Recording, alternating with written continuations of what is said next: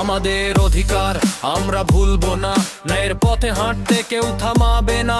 কণ্ঠ আমাদের আজ একসাথে ওঠে, সত্য আর ন্যায়ের দাবি বুকের ভেতরে জ্বলে। ভোট আর কথা, এটা জনগণের শক্তি, ভুলের বিরুদ্ধে আজ জেগেছে মুক্তি।